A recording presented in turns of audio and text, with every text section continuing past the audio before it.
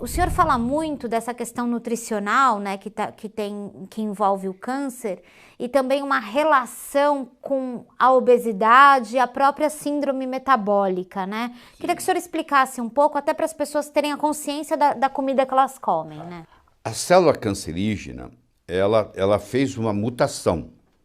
Ela tinha um metabolismo aeróbico, ela usava o oxigênio, e de repente ela perde a habilidade de utilizar o oxigênio está chegando lá, mas ela perde a capacidade de utilizar o oxigênio, então ela resolve mudar para uma vida anaeróbica.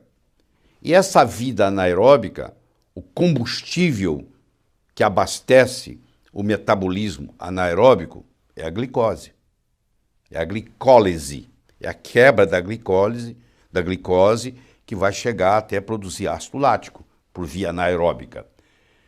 Então olha que interessante, se você me perguntar qual é o combustível do câncer, o combustível do câncer é o açúcar. Um paciente com câncer, a primeira coisa que ele tem que fazer é cortar o carboidrato da vida dele, o mínimo possível. Porque se ele está comendo açúcar, se ele está tomando sorvete, se ele está comendo sobremesa, ele está abastecendo as células com câncer. Ele está multiplicando elas. Porque o alimento que a célula cancerígena tem é a glicose. 90% da alimentação dela é via glicose. Então, no momento que eu pego um paciente com câncer, mudo a alimentação dele e faço uma alimentação baixa em carboidrato, esse combustível do câncer caindo, o tumor começa a regredir. Num paciente com câncer, eu tenho que, primeiro, me preocupar muito com a carga de carboidrato que está sendo ingerida. Tem que ser o mínimo possível. E, segundo, eu tenho que eliminar a proteína animal.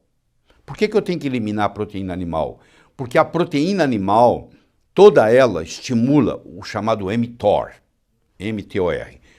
Pode pesquisar aí que vocês vão ver o que é. Estimula o mTOR. E o mTOR é proliferativo. Ele ajuda o câncer a crescer.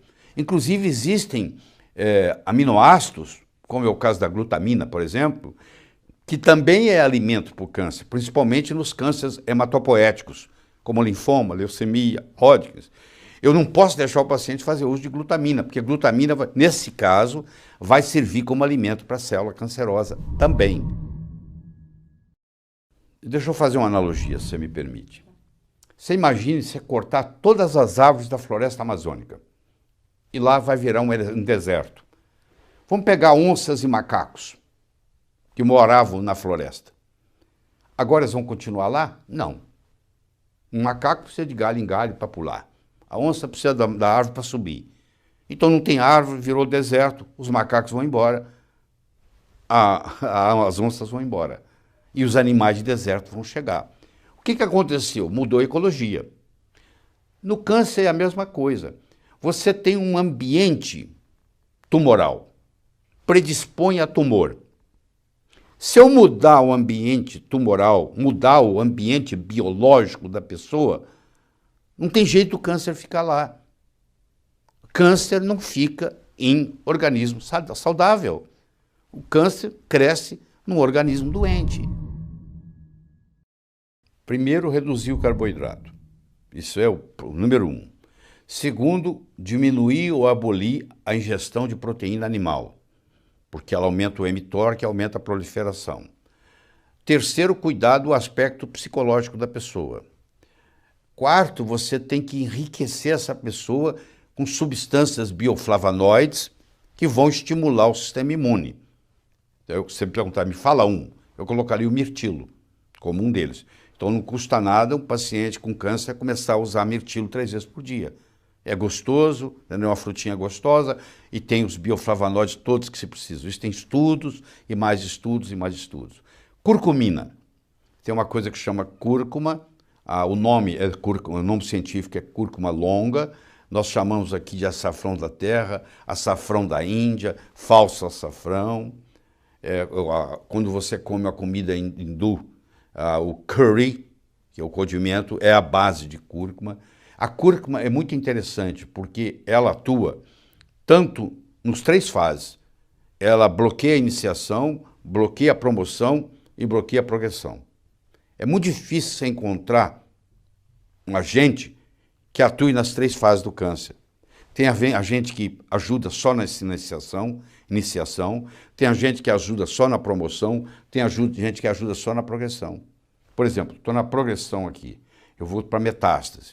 Se eu inibir a angiogênese, e tem substâncias naturais que inibem a angiogênese, e tem remédios sofisticados que inibem a angiogênese, na hora que uma célula dessa migra para um outro lugar, para construir uma colônia de metástase, quando ela chega lá, para ela sobreviver, ela tem que criar uma coisa chamada neogênese. Ela tem que criar novos vasos, tá? Para poder alimentá-la. Se eu bloqueio essa capacidade de neogênese, eu não consigo ter metástase.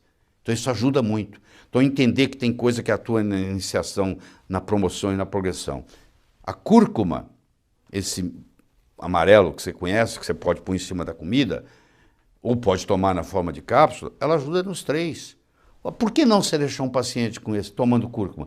Tem trabalhos na literatura publicados, entendeu? Eu não estou sendo leviano a ponto de falar uma coisa que eu acho. Não acho nada.